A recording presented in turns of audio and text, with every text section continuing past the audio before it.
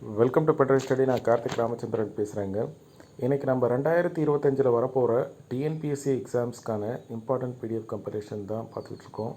திருக்குறள் இன்னும் திருக்குறள் நிறைய பேருக்கு கன்ஃபியூஷனாகவே இருக்குது. எங்கே ஆரம்பிக்கிறது எங்கே முடிக்கிறதுன்ற டவுட் இருக்குது. ஆனால் திருக்குறளை பொறுத்த வரைக்கும் செப்பரேட் ப்ரிப்பரேஷன் தேவையில்லை.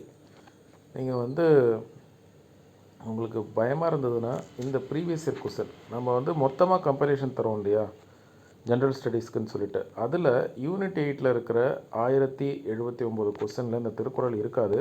திருக்குறளை நம்ம தனியாக தான் காமிச்சிருக்கோம். சரிங்களா? இது நடந்து முடிஞ்ச அந்த combined technical service examination for engineering students வரைக்கும் நம்ம கவர் பண்ணிட்டோம். நவம்பர் மாதம் வரைக்கும் பார்த்திங்கன்னா 324 கொஸ்டின் இருக்குது. நீங்கள் கோத்ரூ பண்ணுங்கள். 2 மீடியம் ஆஃப் ஸ்டூடெண்ட்ஸ் யூஸ் பண்ணுற மாதிரி தான் இந்த பிடிஎஃப் இருக்கும். சரிங்களா? ஒரு 2 to 3 கொஸ்டின் கண்டிப்பாக திருக்குறள்லேருந்து வரும். அதில் எந்த மாற்றமும் இல்லை. ஒருவேளை நீங்கள் குரூப் 4 டார்கெட் பண்ணுறீங்கன்னா குரூப் 1 டார்கெட் பண்ணுறீங்கன்னா அதில் மேக்ஸிமமாக வரும். 8 to 10 கொஸ்டினாவது திருக்குறள்லேருந்து வர நிறைய சான்சஸ் இருக்குது. போன வருஷம் அப்படி தான் கேட்டாங்க. ஏன் ஈவன் 10 to 15 வரைக்கும் கூட போகலாம். சரிங்களா? திருக்குறளை பொறுத்த வரைக்கும் நான் ஆரம்பத்தில் சொன்ன மாதிரி தனி ப்ரிப்பரேஷன் தேவையில்லை. இந்த 324 கொஸ்டினையும் கோத்ரூ பண்ணுங்கள், உங்களுக்கு ஒரு ஐடியா கிடைக்கும். ப்ளஸ் 6வதுலேருந்து 12வது வரைக்கும் இருக்கக்கூடிய ஓல்ட் அண்ட் நியூ ஸ்கூல் புக்கில் இருக்கக்கூடிய புக் பேக் கொஸ்டின்ஸை, அதாவது திருக்குறள் சம்மந்தமாக இருக்கிற புக் பேக் கொஸ்டின்ஸை நம்ம கம்பைல் பண்ணி வச்சுருக்கோம், சால்வ் பண்ணி வச்சுருக்கோம். புக் பேக் கொஸ்டினை அதை நீங்கள் கோத்ரூ பண்ணுங்கள். சரிங்களா? ப்ளஸ் இன்னமும் எனக்கு டைம் இருக்குது. நான் மென்டல் எபிலிட்டி முடிச்சிட்டேன், பொதுத்தமிழ் முடிச்சிட்டேன், ஜென்ரல் ஸ்டடீஸில் எல்லா டாப்பிக்கும் முடிச்சிட்டேன், கரண்ட் அஃபேர்ஸ் ரிவைஸ் பண்ணிகிட்ருக்கேன், ரிவிஷனில் இருக்குன்னா அப்போ நீங்கள் திருக்குறள் எடுங்க. 6th-லேருந்து 12th வரைக்கும் இருக்கக்கூடிய திருக்குறள் எல்லாத்தையும் படிக்க வேணாம், மனப்பாட பகுதி இருக்கும். இப்போ உதாரணத்துக்கு நம்ம ஸ்கூலில் படிக்கிறப்ப நீங்கள் எல்லோரும் கடந்து வந்திருப்பீங்க.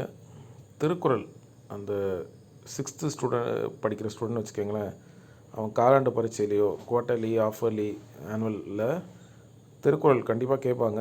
அதை நீங்கள் மனப்பாடம் பண்ணி எழுதணும். அதெல்லாம் எல்லா திருக்குறளையும் கேட்டுற மாட்டாங்க.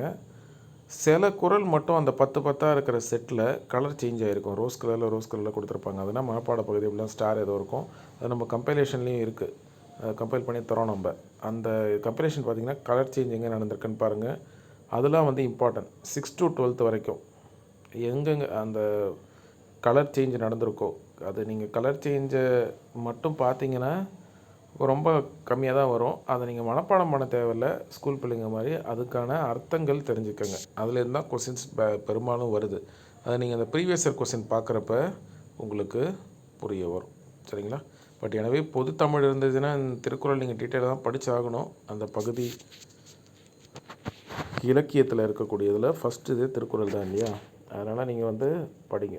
ஒன்றும் பயப்பட வேணாம். திருக்குறளை பொறுத்த வரைக்கும் குரூப் 4 குரூப் 2ல் ஒரு 3 to 4 கொஸ்டின், குரூப் 1ல் 8 to 10 or 10 to 15 வர நிறைய சான்சஸ் இருக்குது.